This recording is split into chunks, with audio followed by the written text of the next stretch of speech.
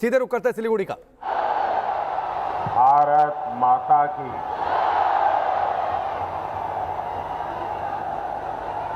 आज मैं मेरी जहां भी नजर पहुंच रही है मुझे लोग ही लोग नजर आ रहे हैं।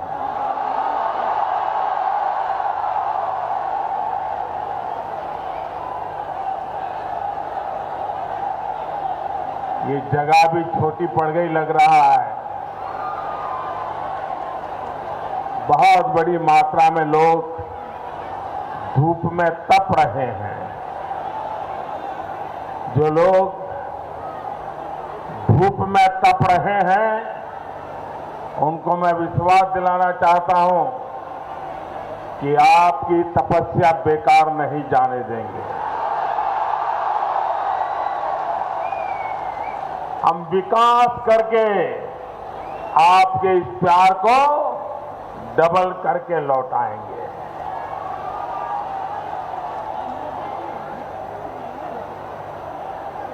नमस्कार भाइयों बहनों, नमस्कार। नॉर्थ बंगाल भारत मां के गले में ऐसी भव्य माला है जिसमें अलग अलग भाषा, जाति, भिन्न भिन्न समुदाय के लोग अलग अलग फूलों में इस माला में गूंथे हुए हैं। यहां एक भारत श्रेष्ठ भारत की सुंदर तस्वीर दिखती है। नमस्कार उत्तरबंग, केमन आছেন আপনারা? আমার সৌভাগ্য যে আমি আবার আজকে महाकाल बाबा, सिंचेल देवी मां और जलपेश बाबा पुण्यभूमिते आस्ते पेरेছি।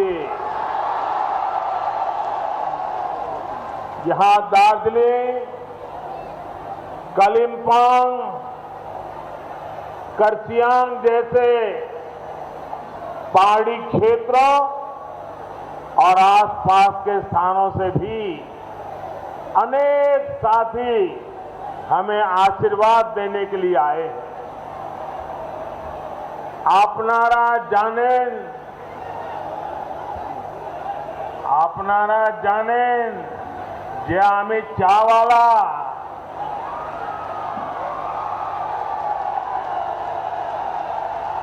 গোটা উত্তরবঙ্গ আমায় অনেক অনেক স্নেহ আর আশীর্বাদ দিয়েছেন। आदरणीय गोरखा आमा बाबा, दाजू भाई, दीदी बहने, भारतीय जनता पार्टी सदैव गोरखा समाज संग उभिए को है। साथियों, नॉर्थ बंगाल की इस धरती ने आज ऐलान कर दिया है टीएमसी सरकार जा रही है, बीजेपी सरकार आ रही है। बंगाल में नववर्ष शुरू होने वाला है। नववर्ष में बुराई पर अच्छाई की जीत होने जा रही है। बीजेपी की जीत होने जा रही है। पहले 3 चरण में बंगाल में बीजेपी के पक्ष में बम्पर मतदान हुआ है। भारी संख्या में हो रहा ये मतदान आशोल परिवर्तन के लिए है। साथियों, आज पूरा देश बंगाल के लोगों की इच्छा शक्ति को देख करके गर्व कर रहा है। ये इच्छा शक्ति आशोल परिवर्तन की शक्ति है। ये इच्छा शक्ति सोनार बांग्ला की शक्ति है। मैं जहां जहां जा रहा, हर जगह, हर कोने में ऐसा ही उत्साह, ऐसा ही उमंग, ऐसा ही नया विश्वास चारों तरफ दिखाई दे रहा है। खास करके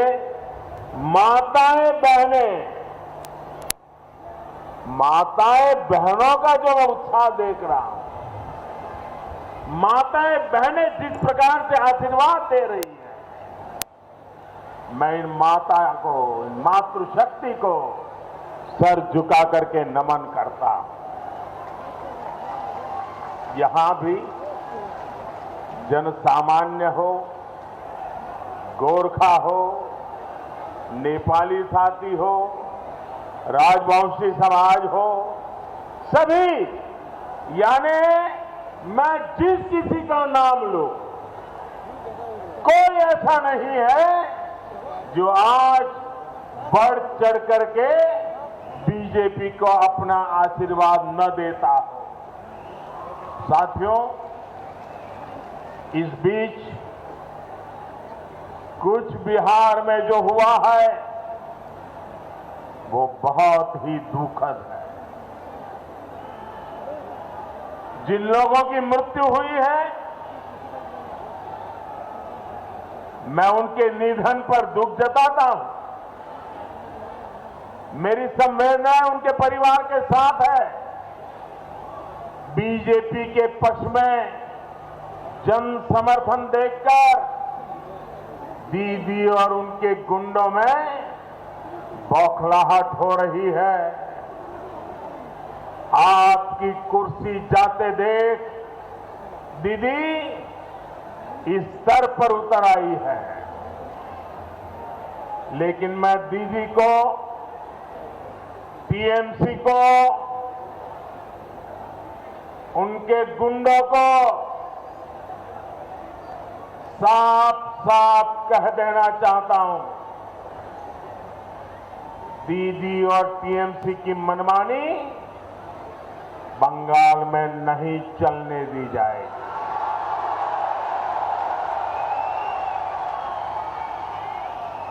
मेरा चुनाव आयोग से आग्रह है कि कुछ बिहार में जो हुआ उसके दोषियों पर सख्त से सख्त कार्रवाई हो। और दीदी,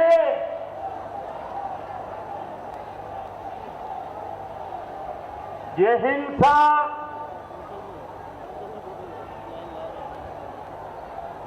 लोगों को सुरक्षा बलों पर आक्रमण करने के लिए उकसाने के तरीके,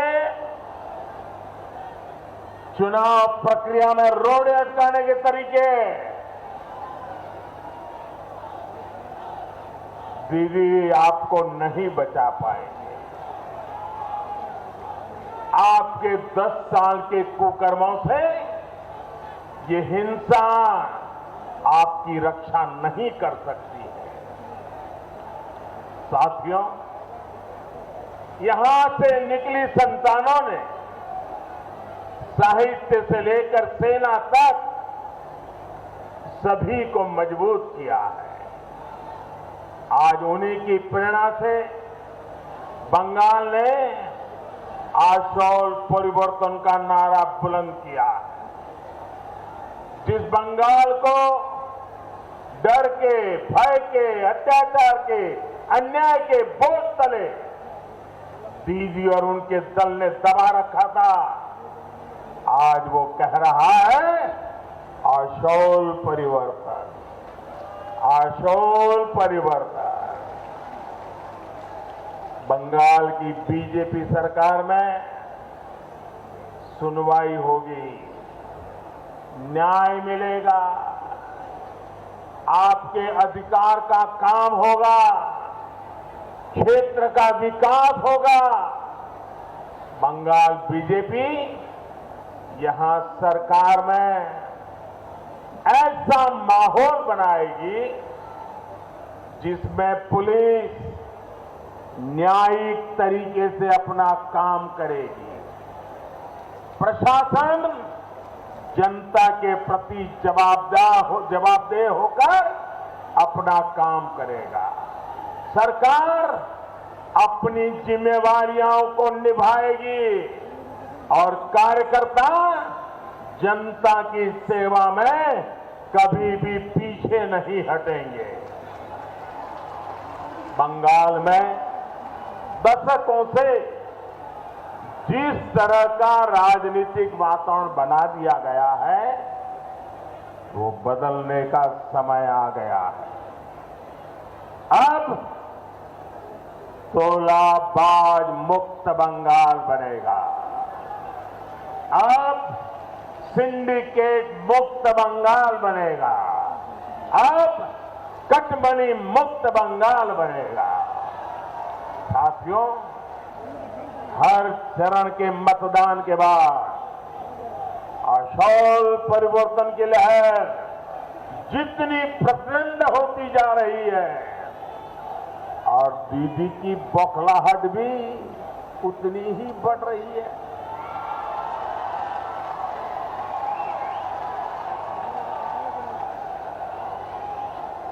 साथियों, मैंने सोशल मीडिया में एक वीडियो देखा। उस वीडियो में दीदी के करीबी बंगाल के टूरिज्म मिनिस्टर और यहां पास के ही विधायक लोगों को धमका रहे हैं। उन्होंने कहा कि बीजेपी को वोट दिया तो लोगों को उठाकर बाहर फेंक दिया जाएगा। भाइयों बहनों, क्या ये भाषा आपको मंजूर है? ये धमकी आपको मंजूर है? क्या लोकतंत्र में ऐसी धमकी को जगह है क्या? क्या मैं प्रधानमंत्री होने के बाद भी किसी हिंदुस्तान के बेटे को, बेटी को ये कह सकता हूं कि मैं तुम्हें उठाकर बाहर फेंक दूंगा? क्या मुझे अधिकार है क्या? अरे लोकतंत्र है, कानून का राज है। लेकिन दीदी का मंत्री कैमरे के सामने और सब कुछ कैमरा में कैद है। ये गुंडागिर्दी खुलेआम है। ये दीदी के 10 साल के राज की यही सच्चाई है। बंगाल के लोगों को, दीदी, बंगाल के लोगों को आपने क्या समझ रखा है? बंगाल के लोग आज बीजेपी को वोट दे रहे हैं तो टीएमसी के लोग उन्हें बाहर फेंक देंगे? इतनी हिम्मत? दीदी, ओ दीदी,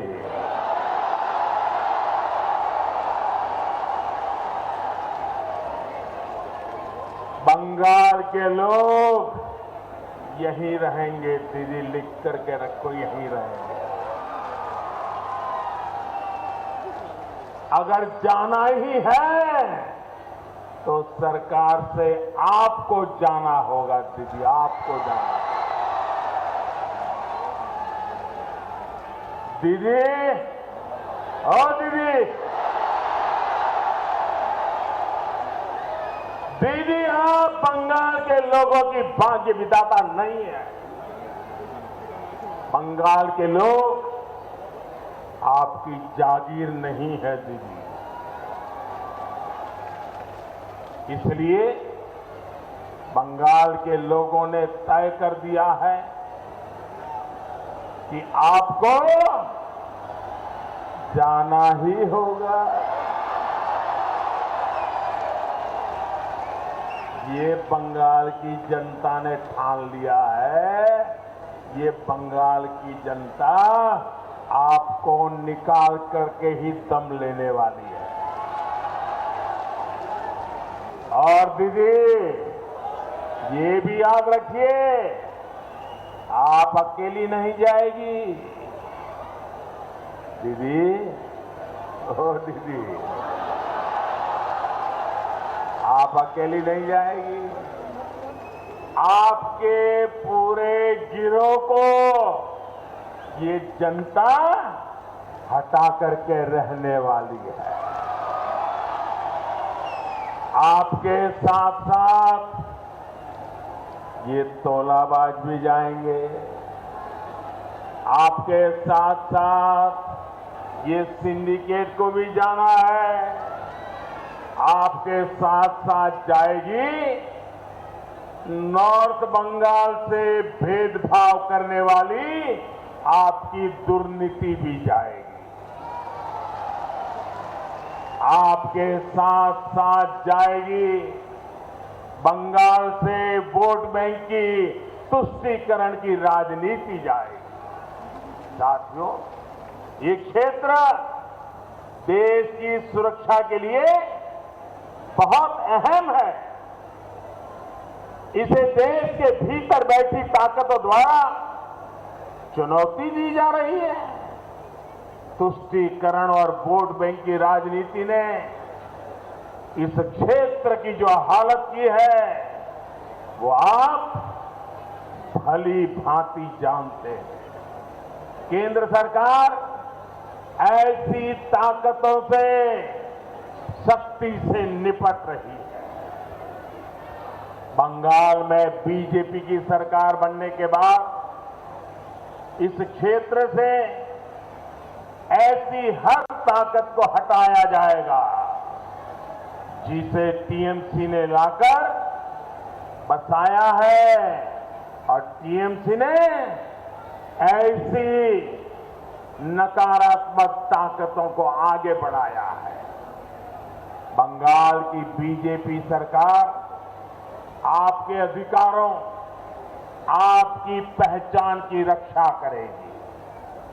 गोरखा हो, राजवंशी हो, आदिवासी हो, बंगाली हो, राभा टोटो, मेचे कोछे, सभी की रक्षा होगी। साथियों, दीदी और टीएमसी के नेताओं की सोच क्या है, ये अब खुल करके सामने आ रहा है। एक वीडियो सोशल मीडिया में वायरल हुआ है। वो वीडियो आप देख करके लोग चौंक गए हैं। ये वीडियो ऐसा है जिसमें दीदी की करीबी एक नेता ने अनुसूचित जाति के लोगों का, एससी समुदाय का बहुत बड़ा अपमान किया है। उन्होंने कहा है कि बंगाल में जो अनुसूचित जाति है, शेड्यूल कास्ट समुदाय है, वो भिखारियों की तरह व्यवहार करता है। दीदी, कितना अहंकार, ऐसी सोच आपकी। शेड्यूल कास्ट समुदाय के मेरे भाई और बहनों और उनके बच्चों के साथ आपकी पार्टी, आपकी पार्टी के नेता इतनी नफरत करते हैं।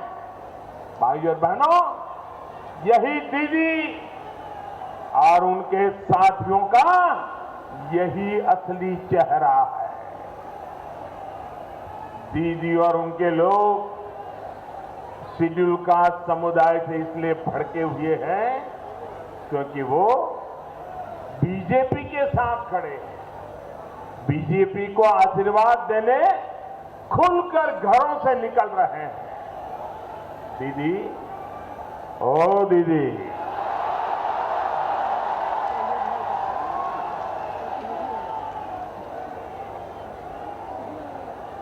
ईश्वर ने आपको बंगाल की सेवा करने का इतना बेहतरीन अवसर दिया। आपने इतने स्वर्णिम अवसर को गंवा दिया दीदी, गंवा दिया और बंगाल को बर्बाद कर दिया। साथियों, अपनी हार सामने देख दीदी का गुस्सा मुझ पर बढ़ता जा रहा है। बंगाल के लोगों का मुझ पर स्नेह देख दीदी बंगाल के लोगों से भी नाराज है।